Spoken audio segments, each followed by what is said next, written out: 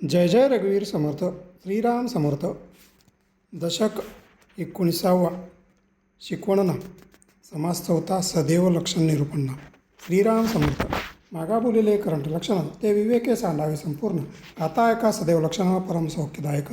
उपजत गुण शरीरी परोपकारी नानापरी आवडे श्रवांचे अंतरी सर्व काळ. सुंदर अक्षर लिहो जाणे चपळ शुद्ध वाचू जाणे. अर्थांतर सांगू जाणे सकळ काही. कोणाचे मनोगत तोडीना भल्यांची संगती सोडीना. सदैव लक्षण अनुमाना आणून देई. तो सकळ जनासी व्हावा जेथे तेथे नित्य नवा. मूर्खपणे अनुमान गोवा काहीच नाही. नाना उत्तम गुण सत्पात्र तेची मनुष्य जगत मित्र. प्रगट कीर्ती स्वतंत्र पराधीन नाही.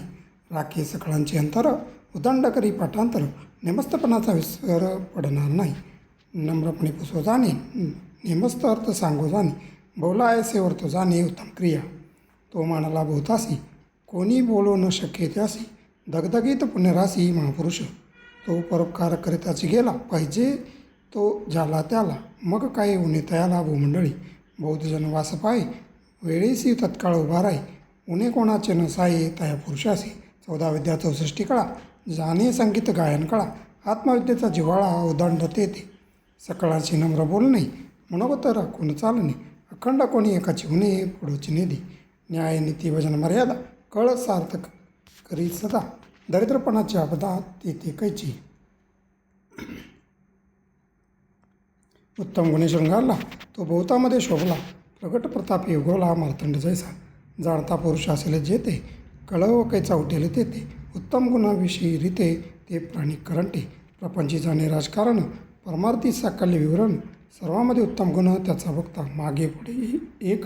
ऐसा कदापि नाही दंडक. सर्वत्राशी अलौकिक त्या पुरुषाची. अंतराशी लागेल डका ऐसी वर्तणूक करू नका. जेथे तेथे विवेका प्रगट करी. कर्मविधी उपासनाविधी ज्ञानविधी वैराग्यविधी. विशाळ ज्ञातृत्वाची बुद्धी चढील कैसी.